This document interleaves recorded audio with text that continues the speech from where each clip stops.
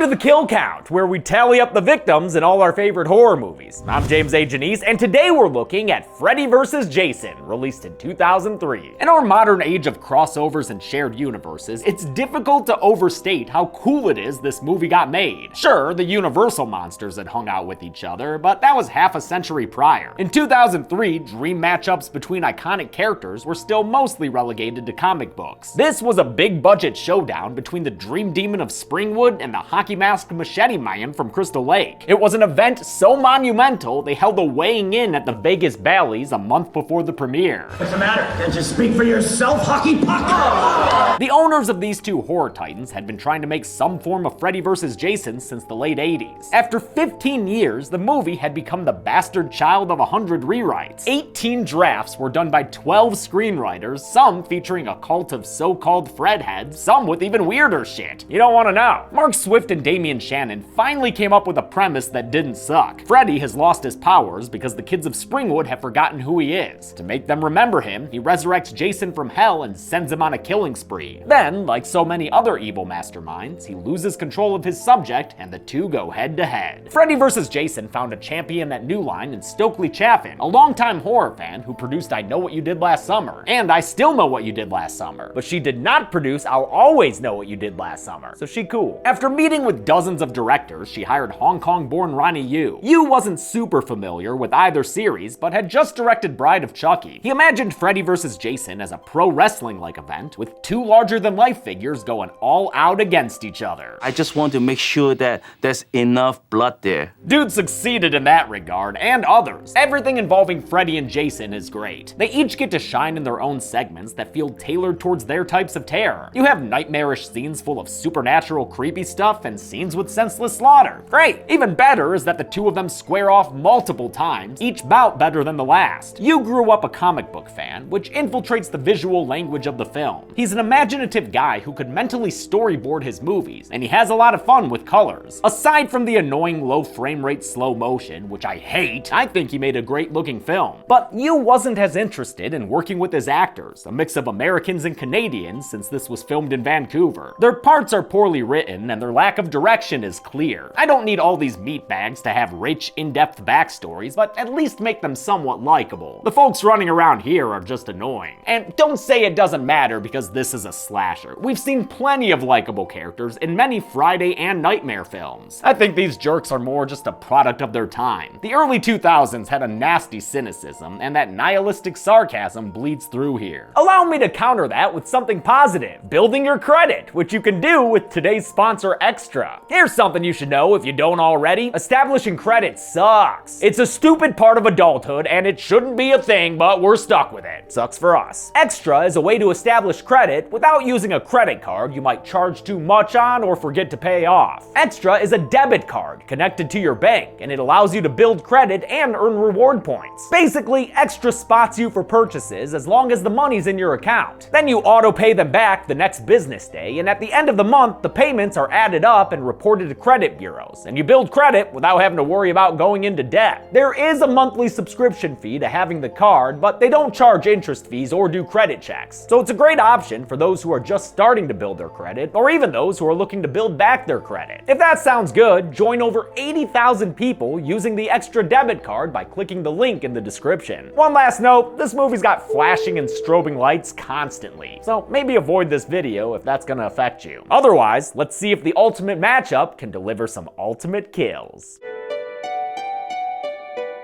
The movie begins in a boiler room, because Freddy's first build in this battle. He also gets first kill, this poor little girl he murders off screen. Hey, what you doing with that picture, dude? This ain't the Nightmare remake yet, please stop. He narrates his origin, like how he was killed by angry parents, though he does leave out that his powers came from a deal with dream demons. I want it all! Of course you do. Then open up.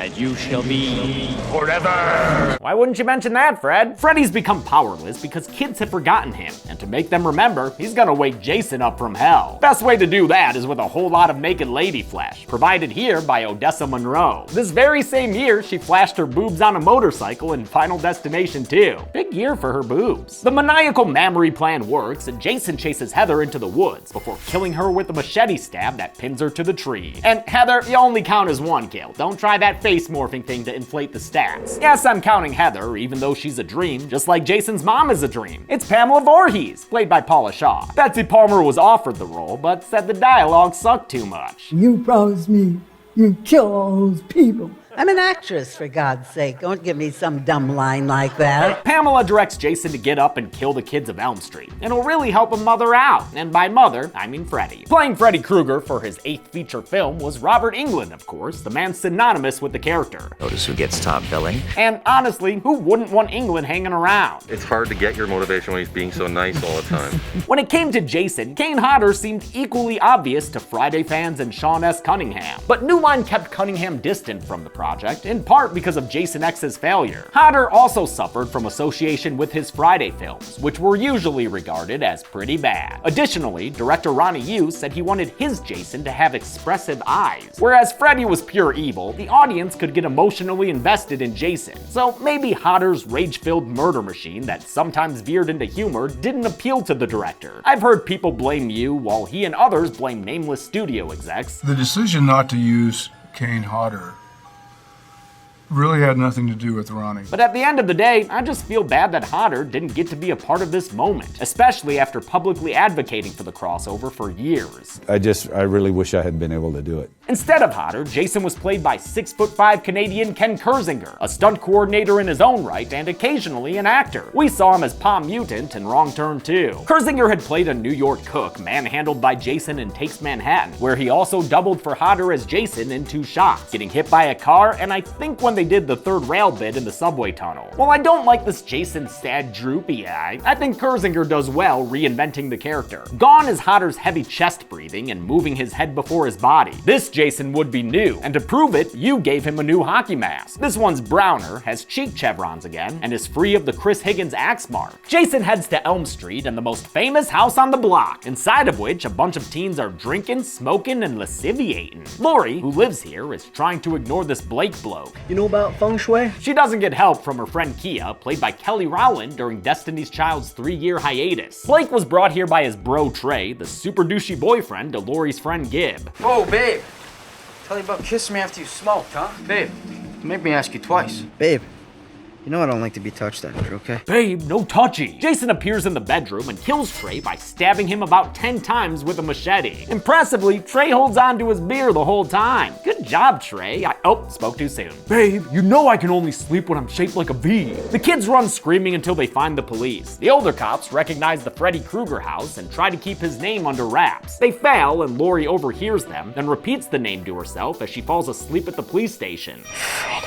That's basically an express pass to Nightmareville, USA. Population, a bunch of creepy kids on missing child posters, and one little girl who ain't got no eyes. Little eyeless Annie orders Lori to tell everyone about Fred Krueger, and to help her remember his name, here's a song. Yeah, I know this is like the 3rd reunion tour for the Jump Rope Girls, but I'm getting those tickets anyway. I'll take any performance I can get. Since Freddy's in Lori's head now, he wants to try killing again. He decides to go after Blake, who graduated from the Nicolas Cage Acting Academy. My best friend was just killed, Dad! Blake's Alex Jones-looking dad there is played by Brent Chapman, who got killed by Michael Myers in the beginning of Halloween Resurrection. Blake drinks himself into a nap, and Freddy attacks him using Shadow Swipe. It's not very effective. Okay.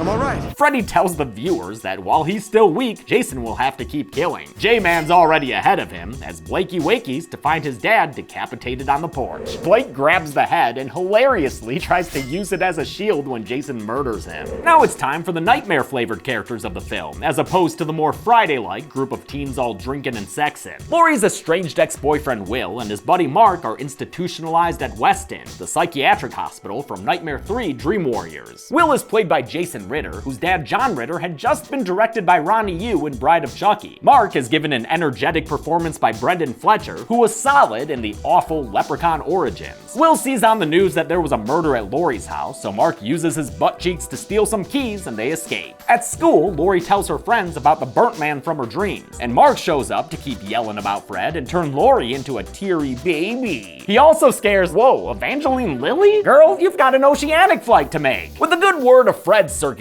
around, Kia has a dream about him. Got your nose! I didn't realize this nose picking was half practical. They made a mold of Kelly Rowland's nose and designed nose innards behind it, then filmed the bit with the glove punching out and pulling off the nose in front of green screens. They also filmed real finger knives in Rowland's nose, with the glove worn by VFX supervisor Ariel Velasco Shaw. He and VFX producer Kevin Elam tried to incorporate practical effects whenever possible, even when it came to stuff like the face-morphing tree victim in the beginning. Sometimes they ran into issues, like with the blood drops in Laurie's police station nightmare. They wanted to do those practically, but it didn't look right, not even with special prosthetics on a green screen. Doesn't look awful, considering how hard it is to fake fluids. Springwood's having a cornfield rager where glow sticks and slow motion substitute for style. Laurie, how hard are you rolling right now, girl? She's hit on by Linderman, the nerdy guy who likes her and who's always trading insults with Kia. We don't have time for data dork right now. You tear me down to make yourself feel better because you really hate yourself, which is kind of pathetic when you actually stop and think about it, assuming of course you can think,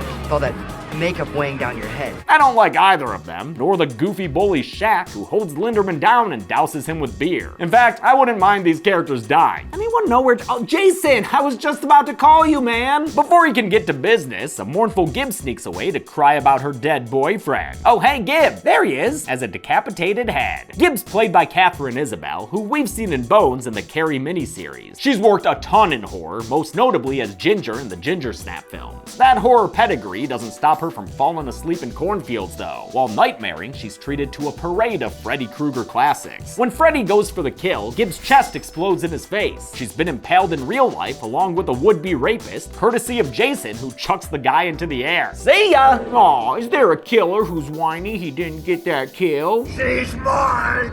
Mine! Yes, there is. Listen, Fred, you're the one who ordered a murder machine. Don't complain when it shows up working perfectly. Jason keeps the kills coming with a bad-looking head twist on this random jock dude. Damn, that looks shitty. Shaq uses Everclear to light Jason on fire, which makes sense because it's high proof. But now Shaq's got a bigger problem, since Jason continues to chase him during a bitching fire stunt. After a short chase, Jason's like, boom! Throws his blade in the air for a stab. It goes through Shaq's body, goddamn! I swear, I'm just telling you the facts of how Jason killed Shaq. Now Jason's gonna fuck up everybody's night. I'll count 8 kills here, 2 more than I did before. I never noticed these 2 background bodies. They're not dressed like any of the other 6 kills, which are mostly pretty bad, by the way. You can see this guy's blood contraption underneath his shirt, and this dude goes down bleeding even though Jason clearly misses him. I've never been a fan of the rave massacre scene, but the more I learn about the fire stunt, the more I'm impressed. Ken Kersinger wanted to do it, but since they didn't want to risk their Jason actor, stunt performer Glenn Ennis stepped in. Ennis wore a layer of Nomex, a high-temperature resistant material, which was then slathered in fire-resistant gel. He looks like a greasy baby there. Aw, and they filled his gloves with it too? Gross. On top of the gel, an accelerant was sprayed to ignite quickly and keep the fire going. Ennis had to breathe through an apparatus in the hockey mask as he walked 75 feet fully engulfed in flames. The smoke blocked his sight, so he had to do it blind, directed by a radio in his ear. Watching what went into this stunt makes me more forgiving of these lame-ass kills. Who cares if a blood-spraying prosthetic is visible? They had a man on fire there! The important thing was making sure they put him out. That was the last burn scene with Glenn Ennis, ladies and gentlemen.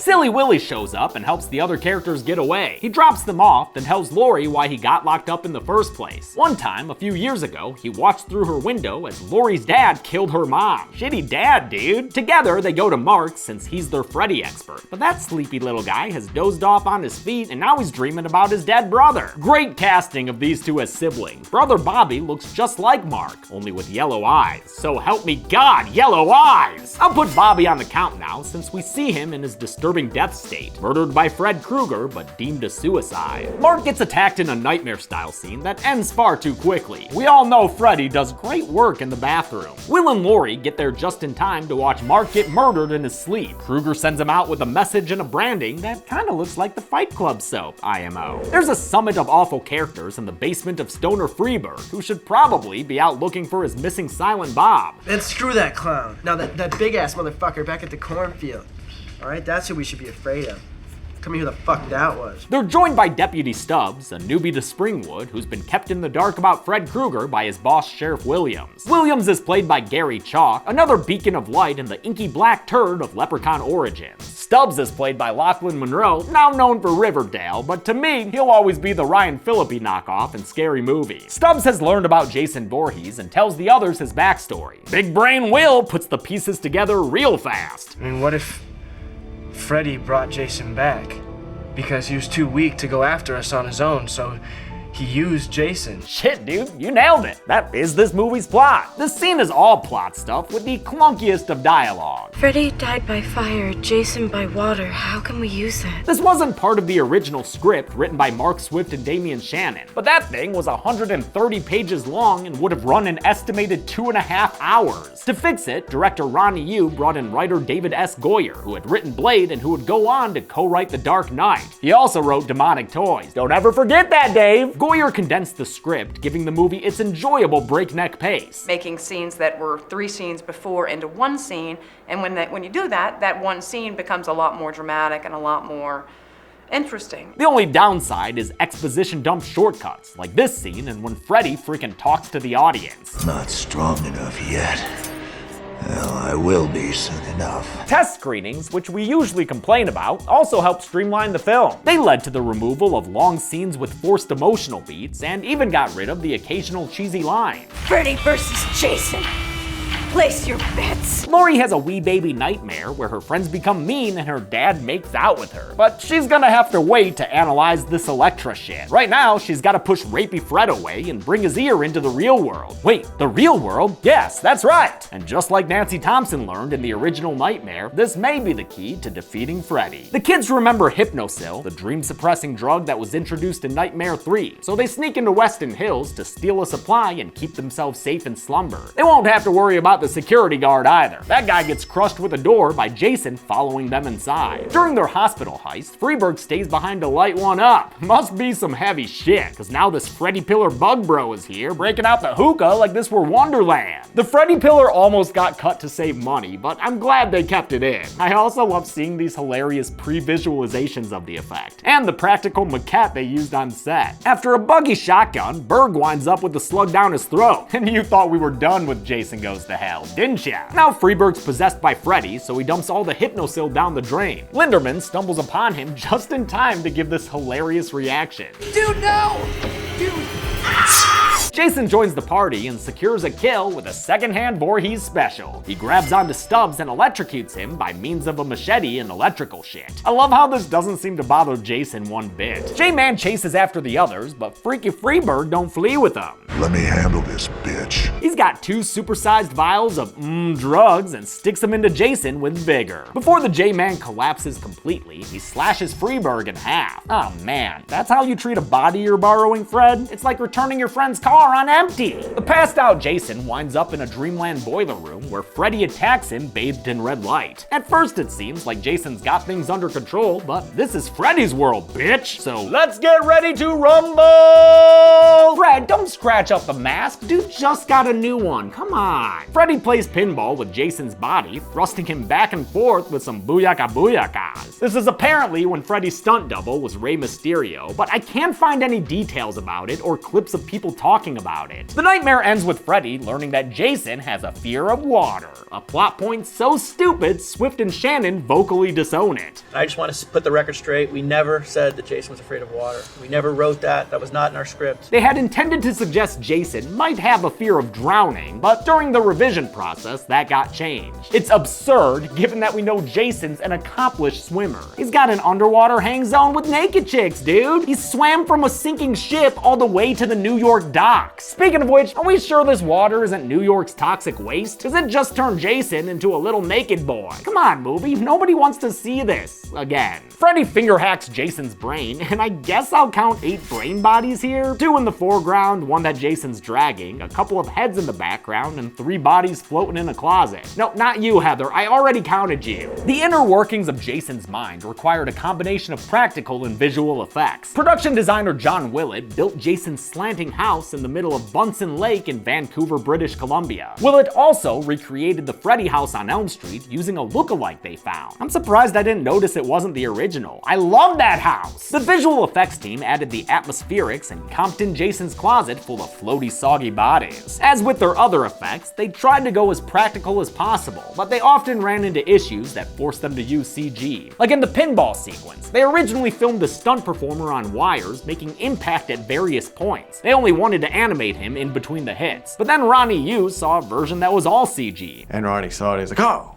I like that. That's what I want. And it became like, you want that? The kids take Jason's passed out body and start driving from Springwood, Ohio to Crystal Lake, New Jersey, at minimum a 6-hour drive. Their plan is to get Jason on his home turf, where he's strongest, then pull Freddy into the real world and watch Jason beat his ass. Laurie puts herself to sleep so she can abduct the Fredster from Dreamland. She finds herself at Camp Crystal Lake in the 1950s, where Jason's a boy getting teased by other campers, and Freddy is a counselor who's fucking a dead chick? What the fuck, Fred? Laurie tries to help Jason, but Freddy holds him down, causing him to drown in real life. He wakes up, and in the commotion, the van crashes and sends him flying. See ya. Jason disappears from Dreamworld, which pisses off Fred and turns him all sorts of red. I absolutely love this flying Freddy shot, and I dig how nasty his makeup looks here. Really cranks up the guy's evilness. Freddy's demon look was designed by Bill Terazakis, a Canadian makeup artist who worked on tons of horror movies, including Wrong Turn 2 and Final Destination 2. I was hoping to meet Terazakis one day, but while writing this script, I learned that he passed away in June at only 55 years old. Really bummed out about that. Rest in peace, man. His work here is dope. He added a layer of musculature over Freddy's classic look, then gave him sharp teeth and scary contact lenses. Speaking of Freddy's classic look, it was applied by Pat Murray and Margaret Jaworski. The foam latex pieces were airbrushed ahead of time, then stuck on Robert Englund's face, which was covered in an adhesive. It's evolved over the years. Now it's they wouldn't have been able to do a single piece this large a couple of years ago. It took 3 hours to put on and 1 to remove, but Englund says the latex was porous and could at least breathe a little. Laurie's stuck in a nightmare back at her house on Elm Street, and in it, she sees what really happened to her mom. Her dad didn't kill her, it was Freddy freaking Krueger. I've always had a thing for the whores that live in this house. Don't you call Nancy Thompson a whore, you bastard! Laurie trips over some buckling floorboards that would be awesome if not for the strobing lights and choppy slow-mo. Welcome to my world, bitch. Fix your world's frame rate, bitch. Laurie's friends carry her the rest of the way to Camp Crystal Lake, where they're shortly joined by Jason. He Kool-Aid mans his way inside a cabin and accidentally starts a fire. That wakes up Laurie and allows her to grab Freddy and bring him into the real world. Now it's time for round 2 of FVJ, a relatively short Inferno match that has some decent spots. I like when Jason runs Freddy through the windows. He looks like Cabal doing an X-ray. This bout ends with Jason flinging Freddy into the air and through a roof. Before Laurie and Fred even joined the party, J-Man was already flinging folks around. That's how Linderman wound up impaled through his side, which is why he's now bleeding against a tree. I like that he and Kia were given a little arc together, even if it wasn't well executed. He tells her he'll be fine and that she should go help the others, but he was lying. He will not be fine. That dude deader than a lecherous camp counselor. Kia gets back to camp and talks mad shit to Fred Krueger with some dialogue Swift and Shannon stress were not written by them. She doesn't realize that she's backing up right into Jason Voorhees, who sends her flying to her death against a tree. Ugh, again with the choppy slow-mo. I wish someone had told Ronnie Yu, no, no, no, no, no. We're back to Freddy versus Jason again, and this last bout has got some length to it. After a regular brawl, Freddy starts launching huge tanks at the J-Man. He's hit and flies backwards with a great wire stunt that lands him at a construction site, a vestige of earlier story drafts that involved a housing development subplot. Freddy impales Jason with a bunch of rebar and knocks him around silly with a swinging cement mixer. This entire final sequence was a heavy lift for stunt coordinators Monty Simons and Scott Attia. They had already dealt with the intense cornfield fire stunt and flinging Ken Kersinger out of a van spinning around on a giant gimbal. Now they had to do a ton of wire stunts, requiring the expertise of veteran stunt rigger Kurt Bond, who passed away in 2017. Rest in peace. The stunt team was grateful for the stars they worked with. Kersinger was of course a stunt coordinator himself, so professional he could finish a scene even with his foot accidentally stuck in a box.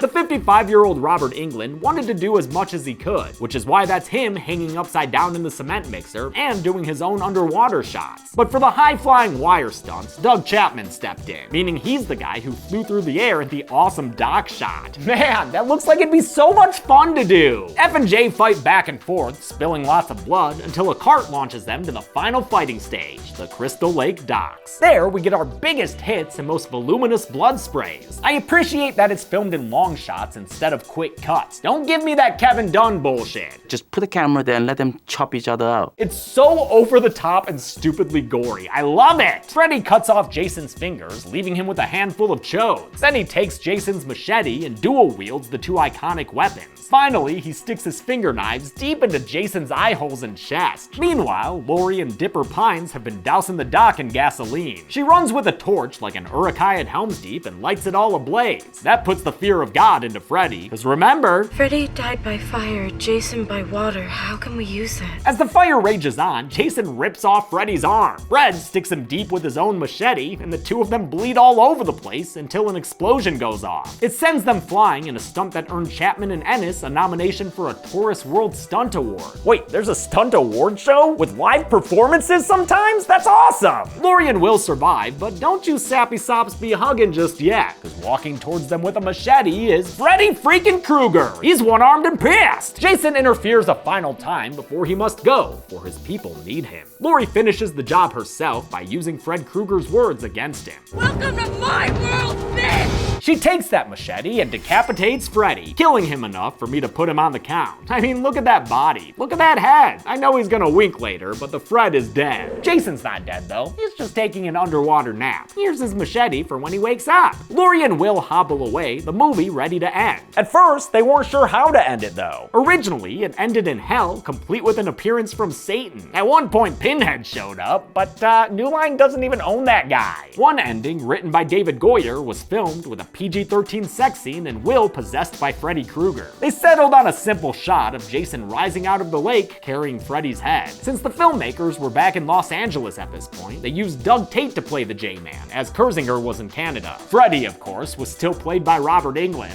Look at him in that green screen shirt. Fred gets the last laugh, literally, after winking to the audience on their way out. With twice as many killers, did we have twice as many kills as usual? Let's find out. Get to the numbers, huh? I hope it's a high score.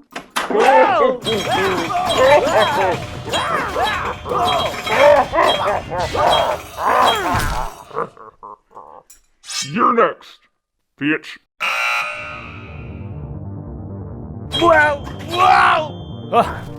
Whew! I counted 35 kills in Freddy vs. Jason this time around. 7 of them female, 21 of them male, and 7 of them unknown brain bodies floating around. Should those have even gone on the count?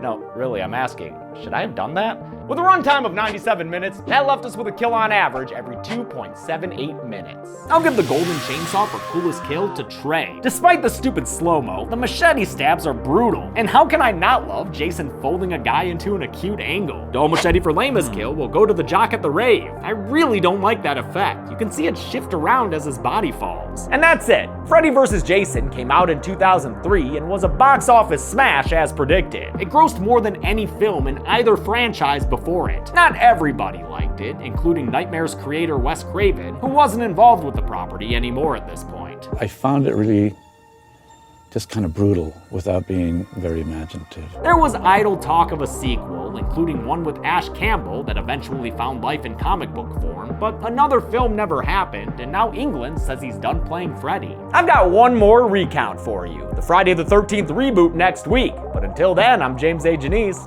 This has been the Kill Count. Next kill count. Hey, you want another kill count? Yes. Okay, but you're gonna have to be quiet about it. We're back in the world of A Quiet Place, which means if you make a sound, you're gonna be alien food! Ah, shit, I'm sorry. Okay, back to quiet. Gotta be quiet for A Quiet Place Part 2, a sequel to the movie that made you never want to order nachos again. All our faves are back, even John Krasinski, and that guy died in the first one. Good thing his replacement is Cillian Murphy. Oh, dude, I loved you in Red Eye. Ah, shit! Oh, shit! I'm so sorry. Okay, we should probably wrap this up. Thank you. In A Quiet Place Part 2, the aliens are bountiful, and the character logic isn't. Seriously, Marcus, why wouldn't you stay below ground? Why would you go above ground, dude? God, shit. Whatever, man, fuck it. Watch A Quiet Place Part 2 this weekend and try not to get killed, so you can tune in for the kill count on Sunday, only on Dead Meat.